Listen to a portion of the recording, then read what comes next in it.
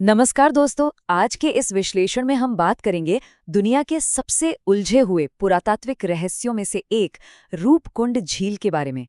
आज के हमारे सफर में इन यथार्थवादी विजुअल्स यानी रियलिस्टिक विजुअल इफेक्ट्स के जरिए हम इस झील का एक पूरा ओवरव्यू और इसके पीछे के कॉन्सेप्ट को बिल्कुल करीब से समझने की कोशिश करेंगे। तो चलिए, बिना किसी देरी के इस रहस्य की गहराई में उतरते हैं। इस जमे हुए कोल्ड केस को डिकोड करने के लिए हमें हिमालय के उस बेहद कठोर और जमे हुए वातावरण में चलना होगा जो करीब 16,000 फीट की ऊंचाई पर है। जरा सोचिए, दुनिया की छत पर इन 800 लोगों की जान आखिर किसने ली? चलिए, इस मिस्ट्री के पन्ने एक एक करके पलटते हैं। अध्याय 1, द हिमालयन बॉर्न लेक। कहानी शुरू होती है साल 1942 में, जब एक भारतीय फॉरेस्ट रेंजर इस झील के बर्फीले और पथरीले किनारे पर पहुंचे तो उनके होश उड़ गए।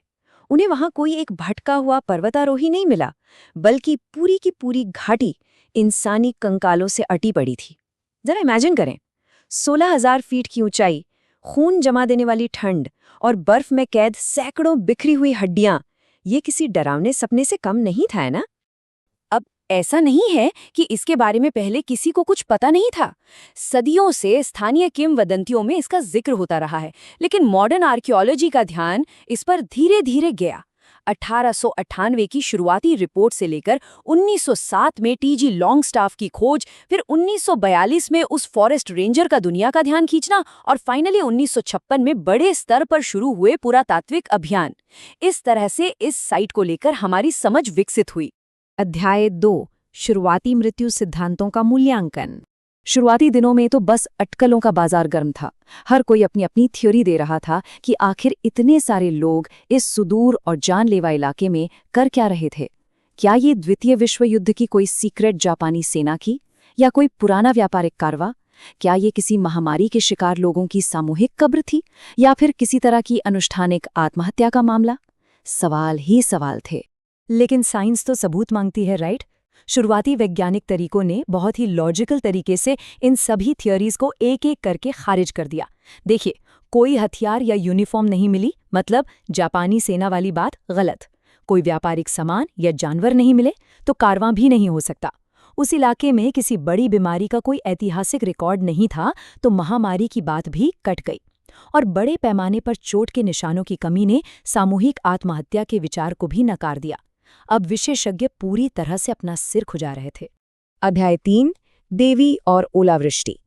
जब विज्ञान शांत हो गया तो मानव विज्ञानियों ने रुख किया स्थानीय कहानियों का।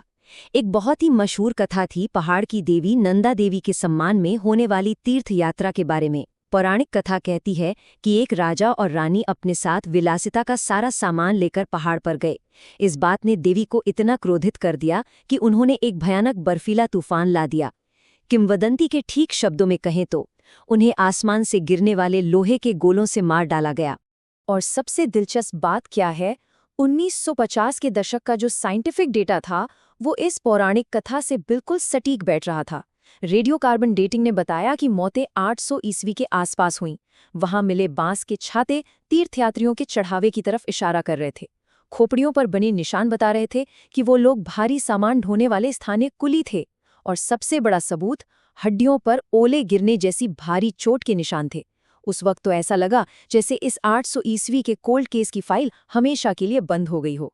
अध्याय 4, द मॉडर्न डीएनए ट्विस्ट। दशकों तक यही कहानी सच मानी जाती रही, लेकिन फिर आता है मॉडर्न साइंस का ट्विस्ट। 2023 की एक स्टडी में 27 सैंपल्स का गहराई से अध्ययन किया गया। आपको जानकर हैरानी होगी कि इनमें से केवल कुछ ही कंकालों का जेंडर स्पष्ट रूप से तय हो पाया, बाकी 16 तो पूरी तरह से अज्ञात ही रहे। इससे ये धारणा बिल्कुल टूट गई कि ऐतिहासिक अवशेषों को आसानी से कैटेगराइज किया जा सकता है। इसके अलावा इन हड्डियों में एनीमिया जैसी कुपोषण की बीमारियां भी साफ दिखाई दी।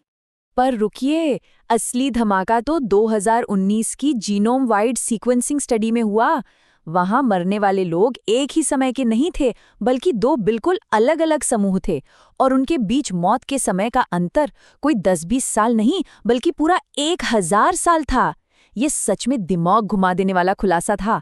इसे ऐसे समझते हैं, ग्रुप ए जो दक्षिण एशियाई मूल का था, उनकी मृत्यु 700 से 900 ईस्वी के बीच हुई और उनका मुख्य आहार बाजरा था। ये तो 9वीं सदी के ओलावृष्टि वाले तीर्थयात्रियों की कहानी से बिल्कुल मैच कर गया। लेकिन कहानी में अचानक एंट्री होती है ग्रुप बी की। ये लोग पश्चिमी यूरेशियन या कहें भूमध्य सागरीय मूल के थे और इनकी मौत 1700 से 1900 ईस्वी के बीच हुई। उनका आहार गेहूं और जौ पर आधारित था। इस ग्रुप बी ने एक बिल्कुल नए मॉडर्न रहस्य को जन्म दे दिया। अध्याय 5 द मेडिटेरेनियन मिस्ट्री। अब हमारे पास ये रहस्यमयी ग्रुप बी है, जिनकी जड़ें सीधे आधुनिक ग्रीस और क्रीट से जुड़ी थीं। ये लोग ओटोमन साम्राज्य के समय जीवित थे। मज़ेदार बात यह है कि इन्होंने सी फूड नहीं खाया था, बल्कि मैदानी इलाकों का खाना खाया था, और ये आपस में कोई रिश्तेदार भी नहीं थे। और तो और इनके साथ पूर्व एशियाई मूल का एक अकेला व्यक्ति भी था।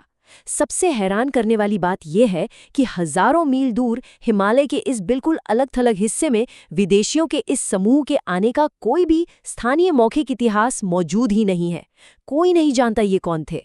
तो सवाल वहीं का वहीं खड़ा है, आखिर ओटोमन युग के यात्रियों का एक इतना डाइवर्स ग्रुप एक भूली बिसरी और खौफनाक हिमालय झील पर ठंड से जमकर मरने के लिए कैसे पहुंच गया?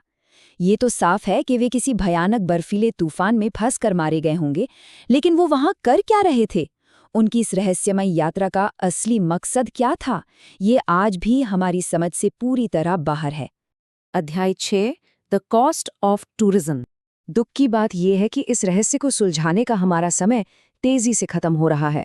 आर्कियोलॉजी में एक टर्म होता है कॉन्टेक्स्ट, जिसका मतलब है किसी अवशेष का अपने प्राकृतिक और बिना छेड़े गए स्थान पर होना। अगर किसी हड्डी को उसकी जगह से थोड़ा भी हिला दिया जाए तो उसकी 90% जानकारी हमेशा के लिए नष्ट हो जाती है। और आज रूपकुंड झील के साथ यही हो रहा है। ये एक पॉपुलर टूरिस्ट स्पॉट बन गया है, जहां पर्यटक हड्डियों को अलग अलग आकृतियों में सजाकर या उन्हें अपने साथ सुवेनियर यानी याद के तौर पर चुराकर इस साइट को पूरी तरह बर्बाद कर रहे हैं। तो क्या हम कभी इस भूमध्य सागरीय गुत्थी को सुलझा पाएंगे, इससे पहले कि लापरवाह पर्यटक रूपकुंड झील के आखिरी सुराग भी हमेशा के लिए मिटा दें? ये पूरी स्थिति हमें कड़वी याद दिलाती है कि हमारा इतिहास कितना नाजुक है। आज के इस विश्लेषण को खत्म करते हुए ये सवाल हम सभी को सोचने पर मजबूर कर देता है। जरा सोचिए, सिर्फ इसलिए कि किसी को घर ले जाने के लिए एक प्राचीन स्मृति चिन्ह चाहिए था, दुनिया की ऐसी कितनी ही अविश्वसनीय कहानियां हमेशा हमेशा के लिए खोती जा रही हैं। इस बारे में जरूर विचार कीजिएगा। हमारे साथ इस सफर में जुड़ने के लिए बहुत बहुत धन्यवाद।